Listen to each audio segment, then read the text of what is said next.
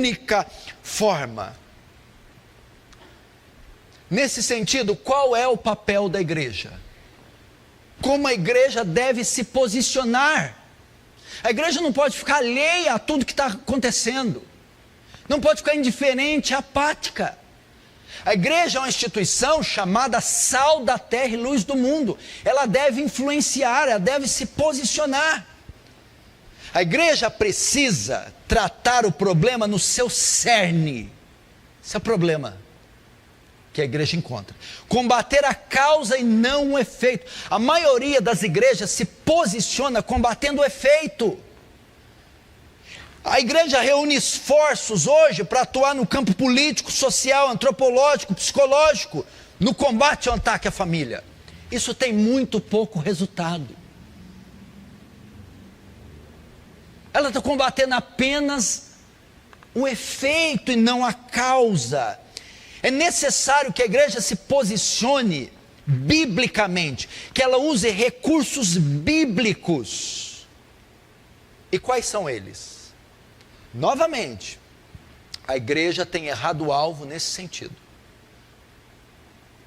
A igreja, para conduzir, para resolver os problemas que a família moderna encontra, ela tem apelado para a psicologia, para a antropologia, para a sociologia, para os gurus das ciências sociais. Ela tem feito com que seus membros façam terapias, consultem psicólogos, consultem psicanalistas, tem usado esse tipo de método e tem fracassado. É preciso um gritante retorno ao princípio bíblico de como conduzir um casamento, como educar os filhos, como disciplinar os filhos, como proteger a família. Nós não temos que ir a Freud, temos que ir a Cristo.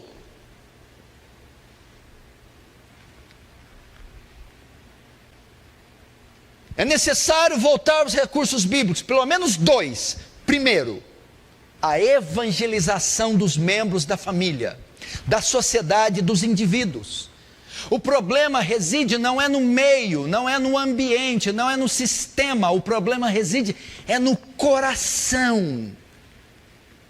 Isso está acontecendo por causa da impiedade da sociedade, do paganismo da sociedade, corações não regenerados, filhos ímpios, maridos ímpios, mulheres ímpias, famílias incrédulas, que são predispostas ao mal, à rebeldia, a todo esse distúrbio no comportamento.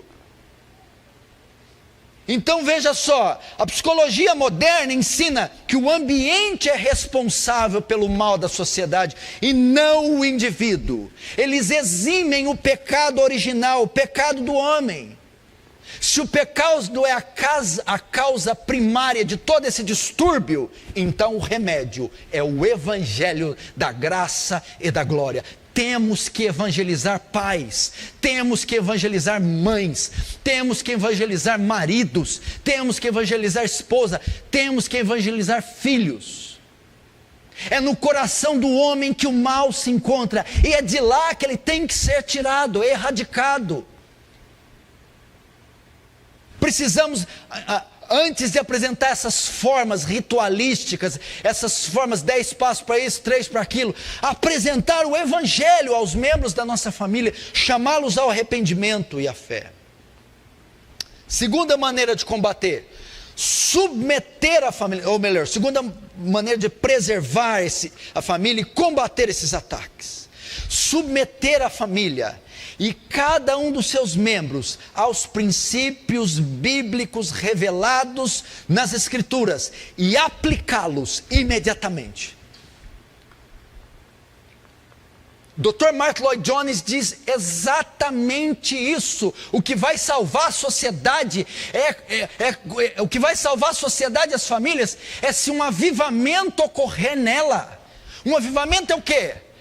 É a volta do povo de Deus aos princípios bíblicos. E voltando aos princípios bíblicos, a família se blinda, se ergue, se robustece. É aplicar os princípios bíblicos. Cada um dos seus membros deve submeter princípios bíblicos revelados na Escritura e aplicá-los imediatamente. Quando você vai para o avivamento da Inglaterra, de Wesley, de Whitfield, não, de Wesley, e quando você vai para o avivamento da Nova Inglaterra, de Jonathan Edwards, veja o padrão da sociedade na época. Veja como eram as famílias, a submissão de filhos a pais, o amor de marido a mulheres, a submissão de esposa a filhos.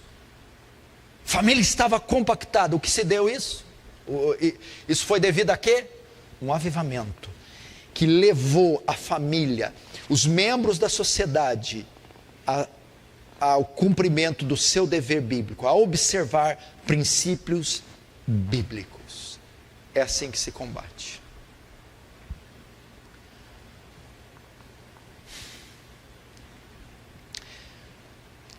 Vocês me conhecem, sabem o zelo que eu tenho com as coisas de Deus. Eu estou fazendo a série aqui, a família. Eu já aplico princípios em minha casa, na minha vida, com minha esposa, meus filhos. Mas ao estudar isso, novamente, ao começar a série agora na parte dos filhos, eu que tenho zelo e que tenho cuidado, isso fez eu rever todos os meus conceitos no tocante à educação dos meus filhos. Fez eu refletir, reavaliar tudo, analisar se tem alguma fresta, aresta, brecha que Satanás pode estar entrando. Algum descuido que eu estou tendo com os meus filhos. Alguma impureza que está passando pelos seus olhos, pela sua mente. Falta de disciplina, do culto familiar, de ensiná-los dia e noite as Escrituras. Porque esses fatos são avassaladores, são de arrepiar, e nós estamos sujeitos a cada um deles. Se nós não nos posicionarmos como Davi não fez, quando estava em Ziclag, tendo a sua sede, sua central, sua família, desprezou, esqueceu, deixou sua família, e foi lutar, foi pelejar, foi guerrear. A Bíblia diz que Amaleque dá contra o sul de Ziclag, saqueia a cidade, queima a cidade, espoleia a cidade e leva cativas mulheres e filhas de Davi. Quando Davi volta, está tudo saqueado.